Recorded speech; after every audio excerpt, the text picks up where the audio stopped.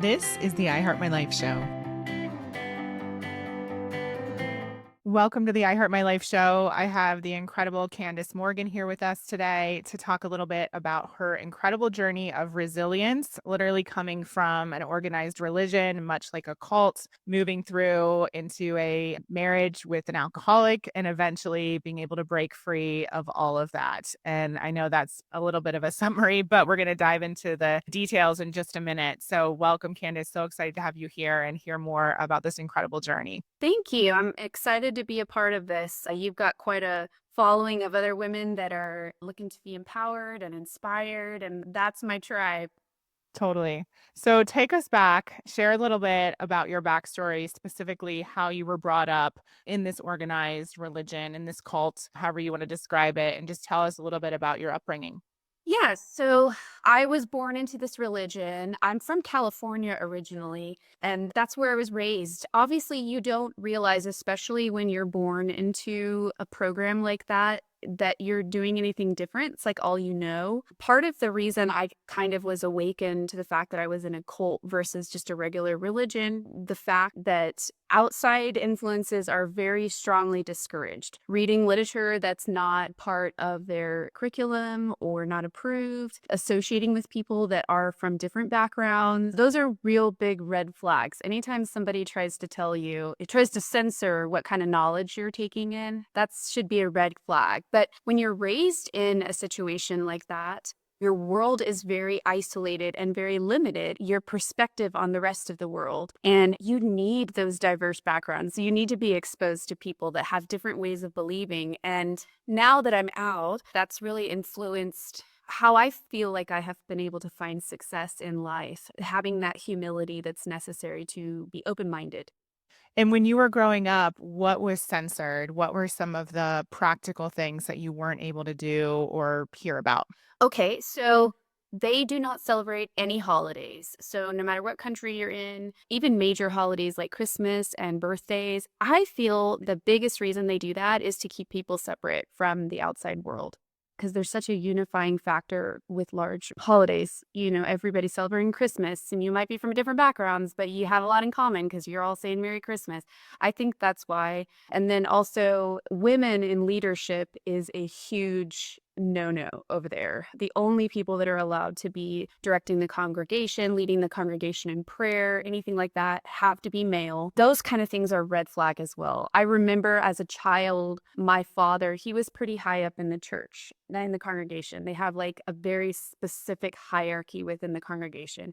And he had asked me to pass out some papers to people. I was like 7. He got in trouble for that, for asking me to pass them out for him because a boy should have been given that assignment instead of me. So that kind of gives you an idea. Women were expected to wear skirts and dresses only. We were never allowed to address the congregation directly. If we were needing to give prayer in front and there was men there, we would have to put a head covering on our head just to do prayer for the group. So it was an environment where secular education is for everybody, but especially for women, was beyond what is required by law. So beyond the 12th grade here in the United States, was pretty much discouraged. It's very taboo for you to go on to secondary education because your priority, your number one job is proselytizing, is volunteer work for the church and trying to convert new members. So most people take on jobs that are not their passion. They're not something that they love. It's just to get them by so that they can spend most of their time trying to convert new members. And when you were a teenager, did you even get to that point where you were deciding between, what job do I want or do I want to go to school? Yeah. I'm a firstborn and I'm just such a type of person. So I always got good grades. I took all the difficult classes in high school. I love learning. So I actually got some art scholarships because I love art. It was something that was praised by my family. So as a child, you adjust, you know what is praised, and that's what you try to do more of. So art was something that was praised in my family. I got 2 art scholarships. I very clearly remember sitting down with the high school counselor. He's like, looking at your transcript, like you could get into UC Berkeley. And I said, no, I'm not going to apply to any of these schools. Like I'm going to be a full-time evangelizer. And he probably was thinking, what is this girl doing? She's throwing away her future. Oh my goodness. And looking back, do you regret that, or what is your feeling at this point? I feel regret's such a strong word because all these experiences that I went on to have has made me who I am now. They say when you meet an interesting person, when you meet a strong person, it's because they've had to go through something difficult to get to that point. So had I had an easy path, like supportive parents, and I got into the great school, maybe I wouldn't have been such a strong person as I am today or value what I have as much as I do now. So maybe regret's not as strong a word, but I wonder what I could have achieved had I had the support of my family.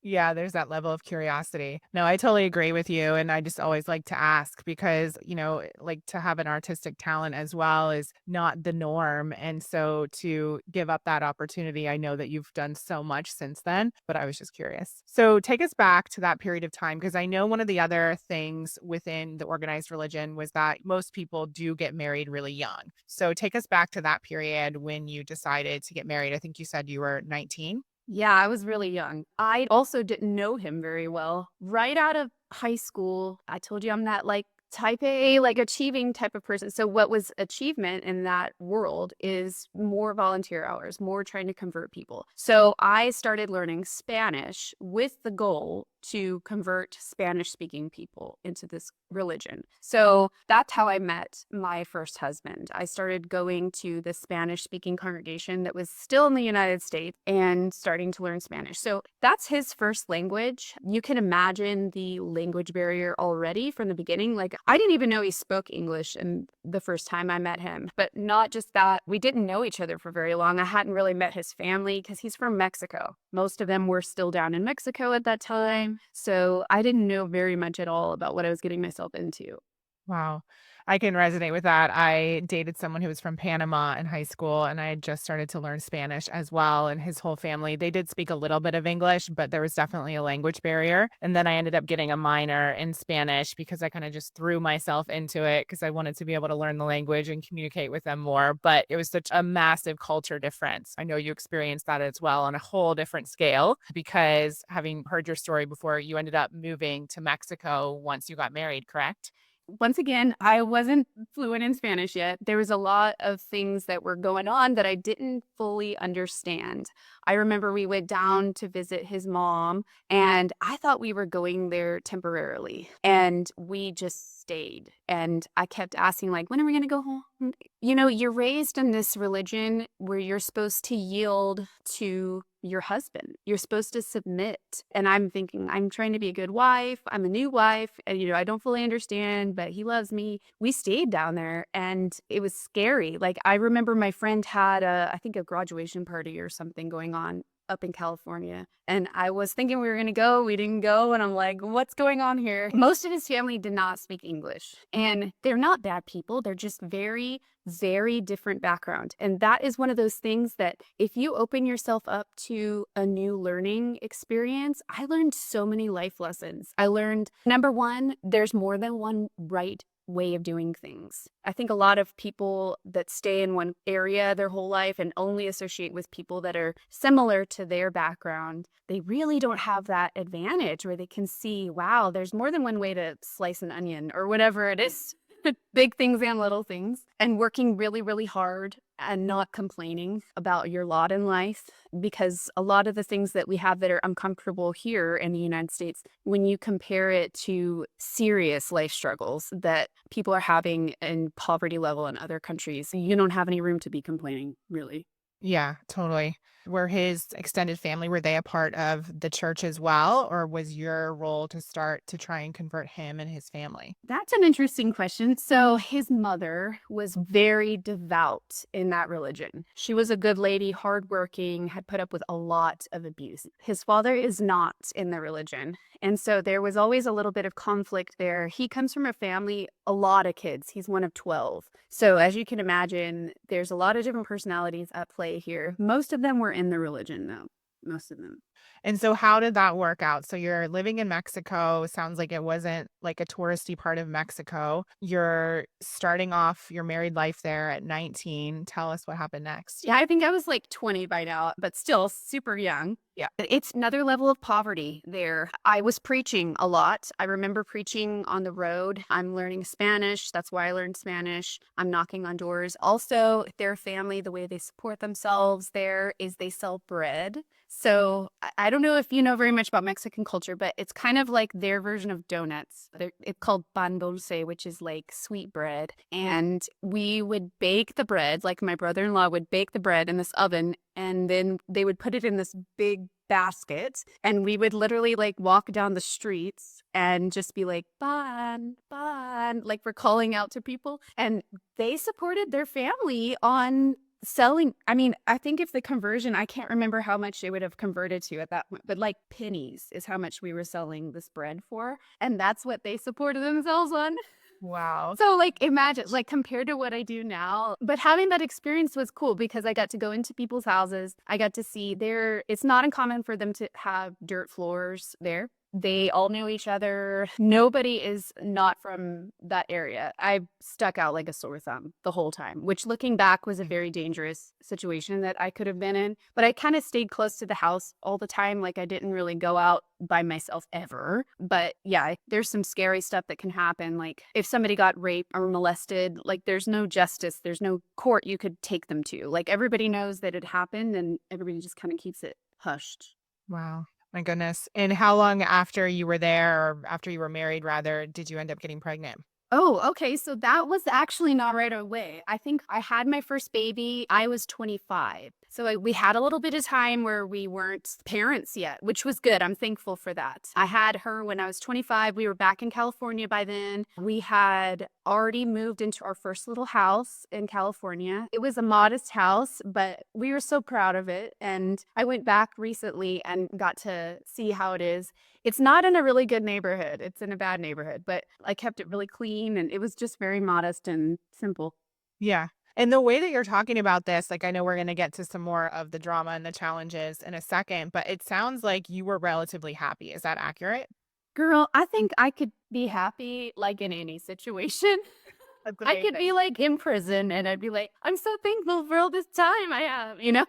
So I think it's all about your perspective. I always tried to be happy. I loved him. I was in love with him. I think so much that for many years I was blind to the situation I was in and how I could have gotten, had better outside. And I was also super in the religion, like really drinking the Kool-Aid at that point because my parents had already moved out here to Georgia and my sister. So like I didn't have any family out there. In the beginning, we were living on this huge ranch that his brother owns in California. So even though we were back in California, it was like I was still in Mexico. It was rural. It was outside of the metropolitan area. It was all his family. They're all speaking Spanish. Once again, like it was a huge culture shock living out there. But I find happiness in everything. I was so poor, things that are free, like going to the library or running. I got really into running at that point in my life because it was kind of some freedom that I could have, some meditation time. And it's pretty much free. You just have to have shoes. That's so beautiful. Yeah, thank you for highlighting that because I do think so many of us who have all these luxuries or these things around us and these opportunities, we forget how to be happy and we aren't actually taught to be grateful for everything. And even when we are, it can be such a challenge to think in that way. But your story is such a reminder that you can find happiness in those little moments. And that's one of the things that's going to create, the life that you are craving and create the relationships and the opportunities. So that's so beautiful. Thank you for sharing that. I agree. So this religion that I was in, a huge portion of it is preaching to other people. So knocking on doors, trying to conduct Bible studies. That was always the goal, to conduct Bible studies. So it's kind of like social work. You're going into these people's houses. You don't know them. They might not be from the same background as you. You don't know what's going on, but they'll tell you everything. You have like a relationship with them. They're telling you about their abusive spouse or their abortion or drug problems in the house or tragic things that were happening. And this was my whole life. Like I started as a child hearing all these stories and going to these people's houses. So I feel like having that window into other people's trials and trying to help them is part of finding joy in the situation that you're in. So if you can learn to cultivate that compassion for neighbors that are going through something else that you're not having to struggle with, and you go back to your own home and it really puts things into perspective. You're like, well, at least I have my health. I'm not dying of cancer like the people I was just talking to are, or whatever. Yeah, I had a similar experience, but not for the length of time that you did. I grew up Catholic. And then when I was in college, I got really into just like more Christian based groups and people who did go and do missions. We went down to support people after Hurricane Katrina. And part of our work down there was also to knock on doors, try to have conversations. But I remember feeling so uncomfortable because I didn't grow up like trying to do that. And it felt so weird to me to go and talk to these strangers about Jesus and all these really personal things. And so I had a really hard time with it, but my eyes were open to a completely different way of living. Obviously, mass destruction after Hurricane Katrina, people being left with nothing. And that was really eye opening and helped me get out of this bubble that I grew up of in many ways. And I'm still, although it was a little bit weird, I'm still so grateful for that experience because it did shift things in me and help me to have more gratitude for the life that I grew up in. Exactly. You totally understand. Yeah. Because that goes against your natural tendency to kind of hang out with people that are just like you, and especially not going to people's houses, like strangers' houses. Yeah. But I'm trying to figure out how to do that with my own kids now. Like, how do I teach them what I learned, Right. What but not is like that? trying to hurt them? Yeah. No, I know. I'm sure they're getting that just by you being you and teaching them, what you've experienced. So I that's hope so. beautiful. So, yeah, in your first marriage, what happened next? Because I know that it obviously unraveled. You're married to someone else now. You have a completely different life. So, what happened next? So I had not been exposed to alcohol very much at all, or any sort of substance abuse whatsoever as a child. And then as a young bride, I did not recognize the signs that my husband was an alcoholic. There were a couple things that happened that kind of woke me up to realize that he had a problem. And unfortunately, it was, car accidents or people dying because of the alcoholism. And by that time, I already had a kid with him that I was realizing, okay, this guy's got a problem. I started doing a lot of research about addiction and reading about how to help your spouse if they are an alcoholic. The knowledge really helped me, but when it comes right down to it with any sort of substance abuse, they have to want to change. You can't change them no matter how much you want them to. And so I had to make a decision. That was the ultimate reason that I left him, because I kept getting into dangerous situations. Like, he almost blew up the house when we were here in Dolongo with this big machine that fell over. It was like scary, and it was something he would have never done had he been sober. And depression and substance abuse really go hand in hand. And until you solve the deep problems within you about why you're depressed, you're not going to ever get anywhere. If you maybe get rid of the alcoholism, you're probably going to replace it with something else that you're addicted to until you solve the core problem. And I tried 13 years to help him, to fix him, and ultimately, it's out of my hands now. That was why I left. I got pregnant with him again. So I was out in California with him. Some scary things happened out there. While I was pregnant, some things happened too. I remember being in cars multiple times where he's driving, he's drunk. I'm like trying to be the submissive wife kind of thing, or I'm also financially dependent on him because when she was born, I wasn't able to go out. We were very poor. So I would work in the evenings and he would work in the daytime. And there's no way I could have supported myself. I was having little jobs here and there because I didn't have a college degree. And when you say very poor, just for context, like how much money would you guys have been making per year? Oh, okay. So I think at that time, like 20,000 or less.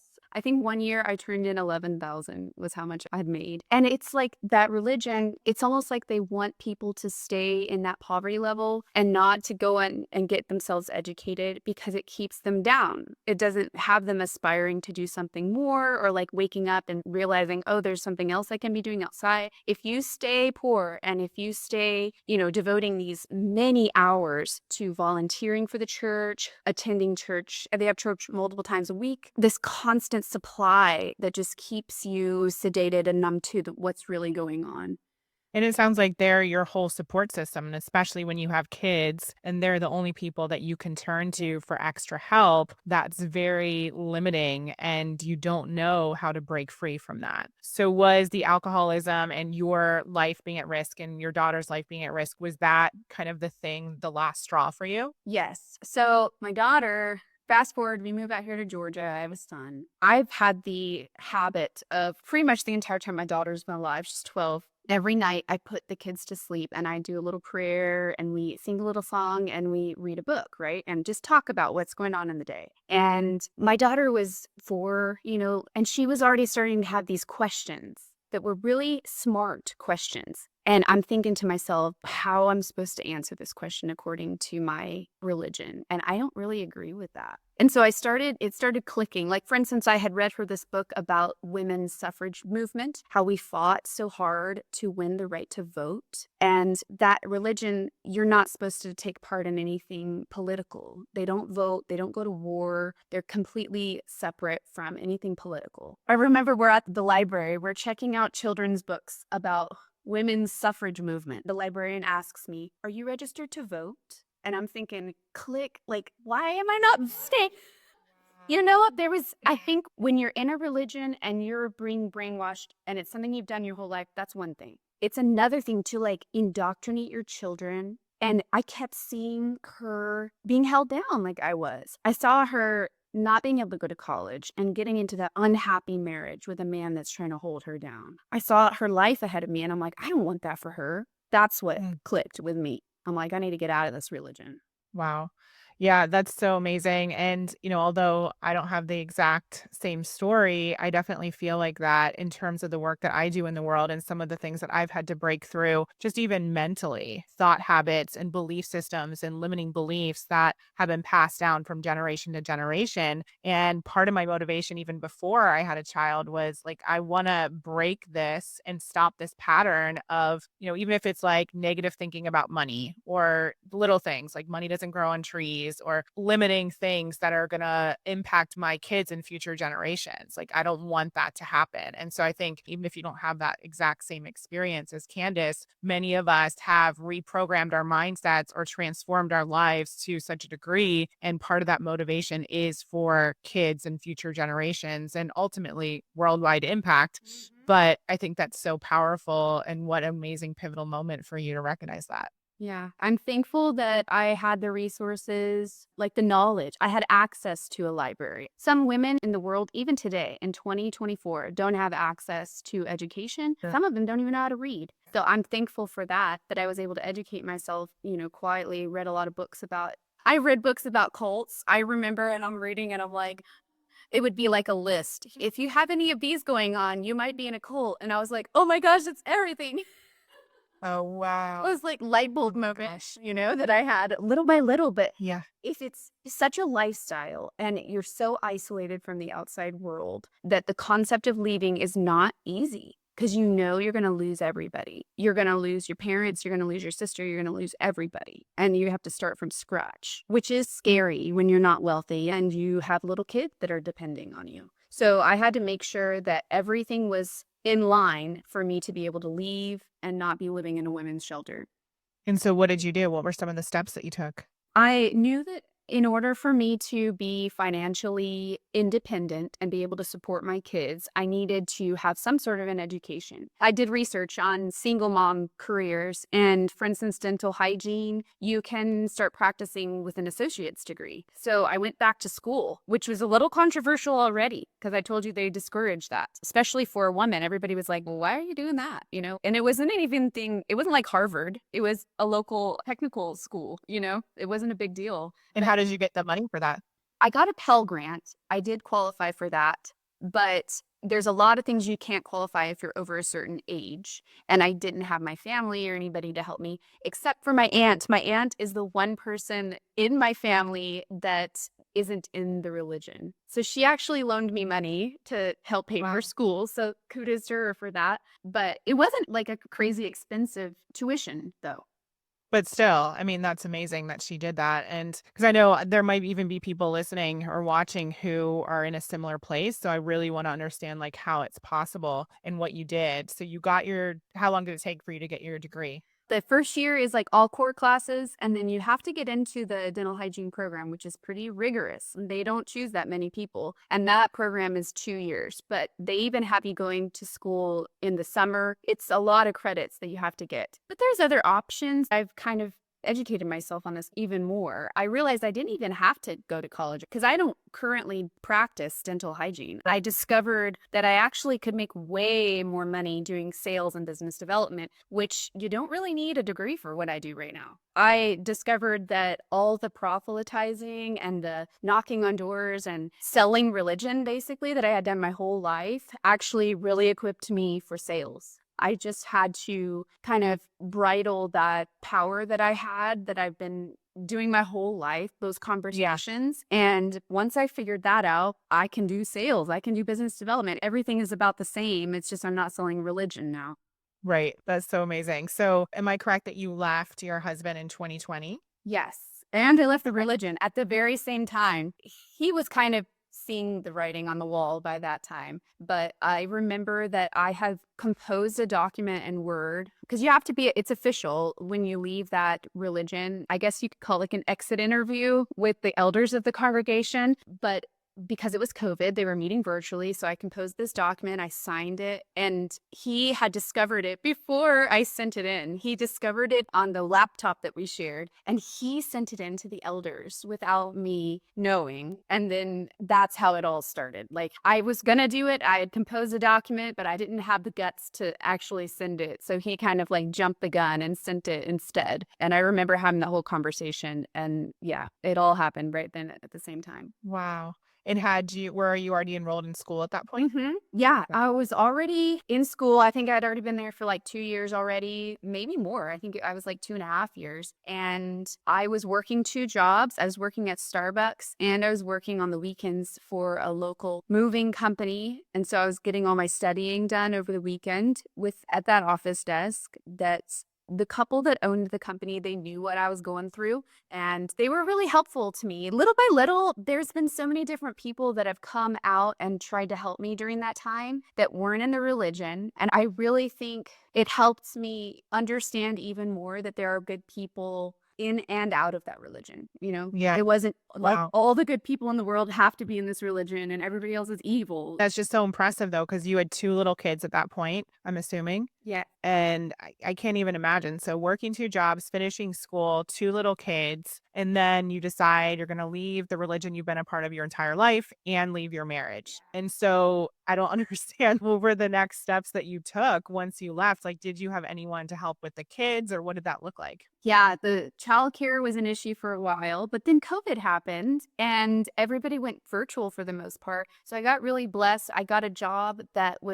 allowed me to work completely virtual during that time. So it was a moving company again. I was answering phones and entering orders and stuff on my laptop. And I'm so thankful for that time because I could not have afforded childcare, especially like during the summer when you have to have large amounts of time with the kids being like, no way. I could have never afforded that. But I worked at home and they go to their dad's every other weekend. So I had those weekends when I didn't have kids and I was dating. I had some time to be dating and exploring that part of me, which had been so like restrained and I had no idea like what I liked or who I liked, and so that was an important part of my, I don't want to say coming out, but it was like that. It was like suddenly like I'm living a life and I'm asking myself these questions like, what do I like? Who am I? And you kind of go down some paths that maybe just discovery. I feel like a lot of people do in their 20s, probably. I was doing it in Yeah. my 30s with two kids.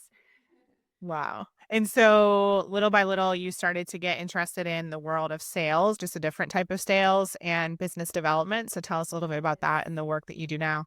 Just by nature, I talk to people a lot. I'm so curious about people's stories. And I was at Starbucks like that. I would make friends. I would have regulars that would come in. I'd ask them about their business. And just little by little, I've made like different steps. And each time I feel like it was so far outside my comfort zone, but I would get it. I would get the job and I'd be like, I can't believe I'm here.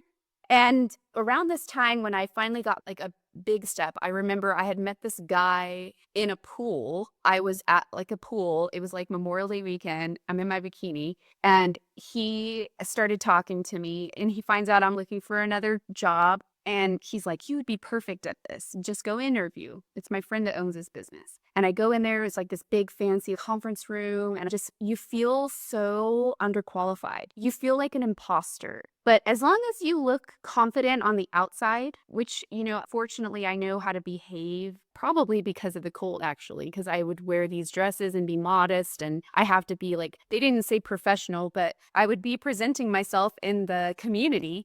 And so I was very conscious about how I looked. And that helps you in business because if you are wearing the suit and you're smiling and you're interacting and you know how to talk, then you're going to get the job. So I go in there and I got the job and then they give me a call that afternoon and I'm like, oh, they're probably going to tell me I didn't get it. They picked somebody else. But I pick up the phone and he's like, you know what? We decided instead of paying you this much, we're going to make your base salary this much because we don't want you to leave. We want you to stay.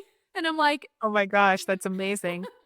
so Wow. it's been little experiences like that. And I think I've learned a lot about business in general. My husband that I have now is very business minded and we talk a lot. He's kind of like my personal business coach. And not only with business knowledge, he has helped me, but also being in my corner has been a big deal because my whole life, that religion, and then my husband and my parents, everybody, because I'm a woman, they're always like trying to keep me down. Like, you're a little bit too much, Candice, like tone it down.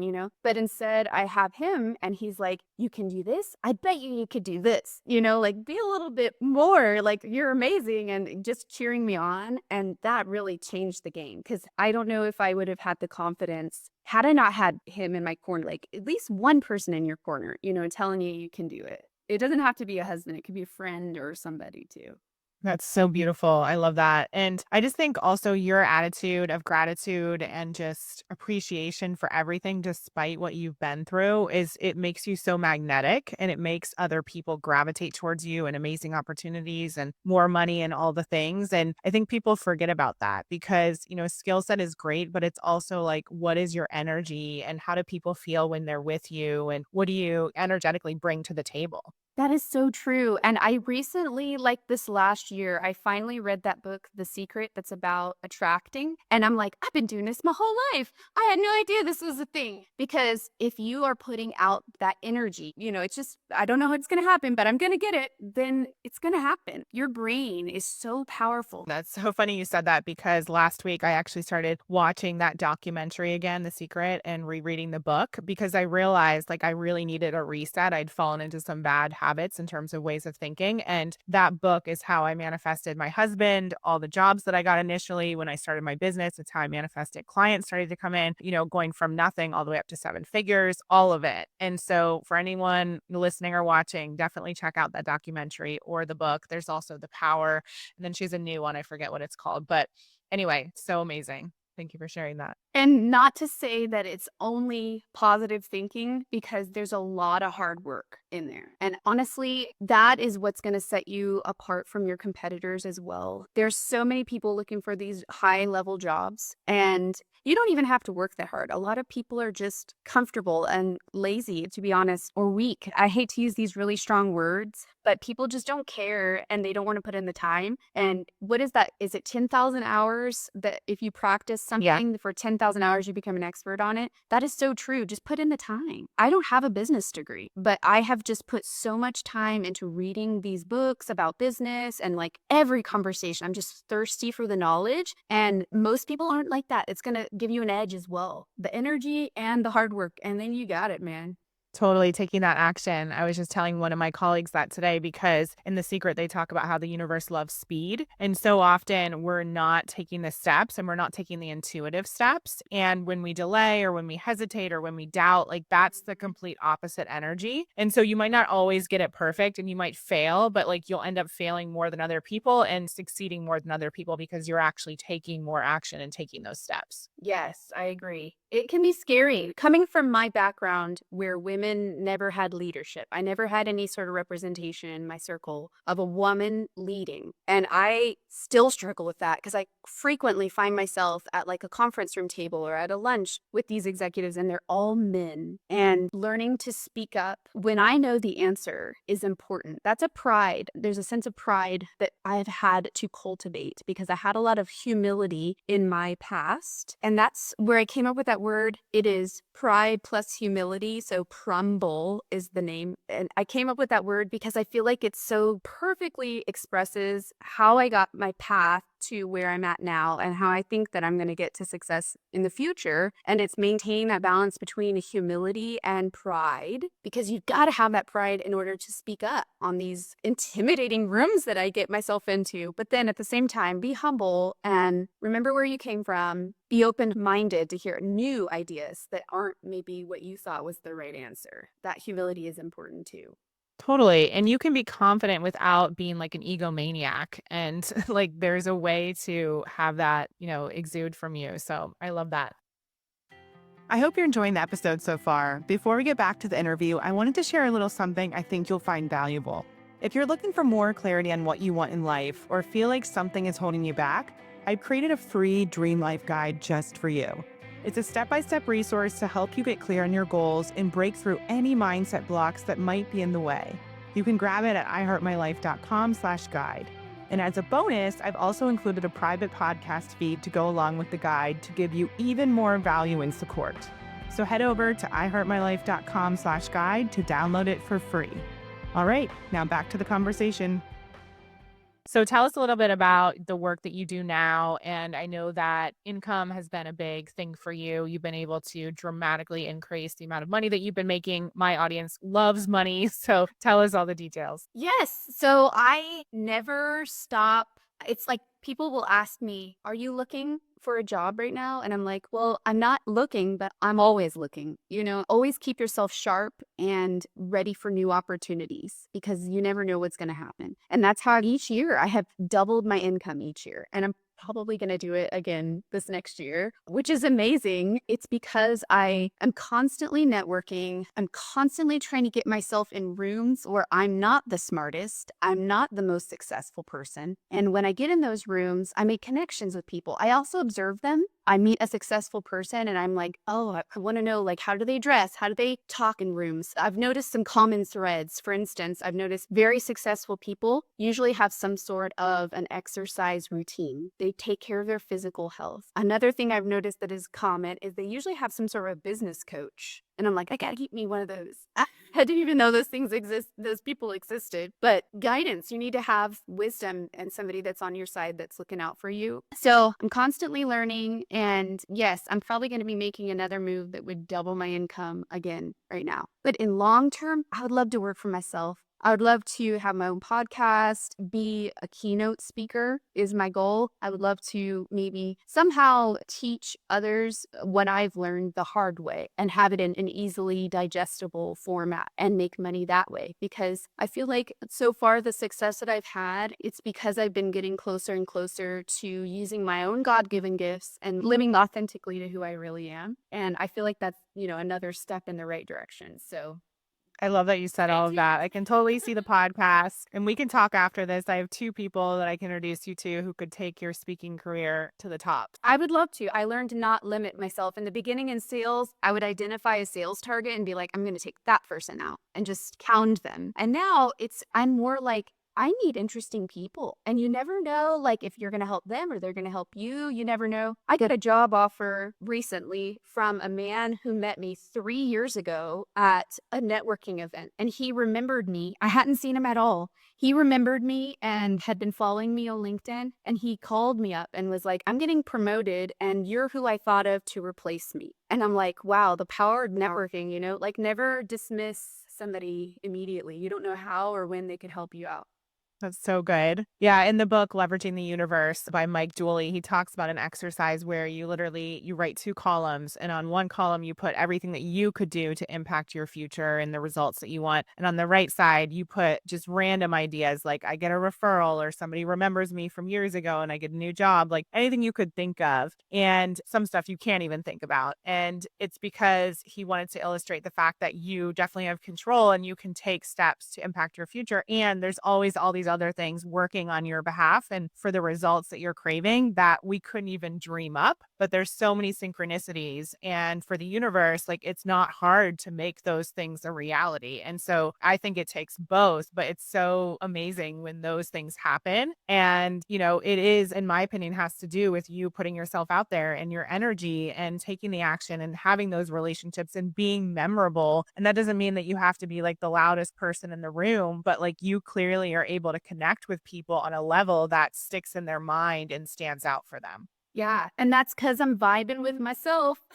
Yep. So I did all the inner work, I do the journaling, I do meditation, I do running, which is kind of like my meditation too. I have asked myself these questions and gotten to know myself because until you get to that point, if you don't even know yourself and you don't even love yourself, because you can't love yourself unless you know yourself. How are other people going to react to you? They don't know how to because you're still figuring yourself out. Once that all clicks, once you figure out those gifts that you have, and love that person, you're just like shining this light and people are attracted to that. Positive people are attracted to that. Love it. So, one question we ask all of our guests on the show is what is one way people could expand their horizons and create a life that's better than their dreams, far beyond anything they could ever imagine?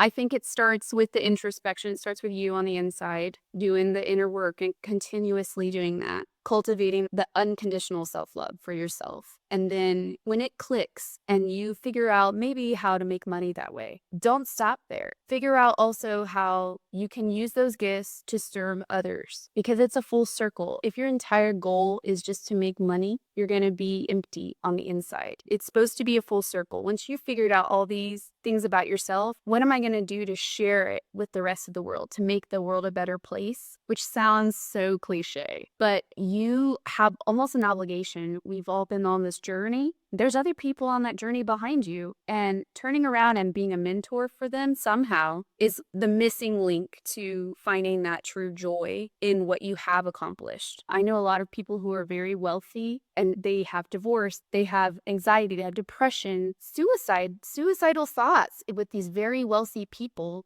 Because how disheartening is it for you to get to that point where you've made all this money, but you haven't figured out how to give back to other people using your unique gifts? I think that's the secret. Thank you so much. Well, it's been such a joy to have you on the show. Thank you for explaining your story and going into such detail. I know it's going to inspire so many people, regardless of their current circumstances. So thank you for just being willing to be vulnerable and to speak out. And I'm so excited to see what's next for you. Yes, the same here. Thank you so much for this opportunity. You're welcome. Thank you for listening to the I Heart My Life show. If you enjoyed this episode, please share it with 3 friends or post about it on social media using the hashtag I Heart My Life show. And don't forget to rate and review the show on Apple Podcasts. It really does help us spread the movement far and wide. Remember, everything you desire is possible. Keep believing in your dreams and taking action.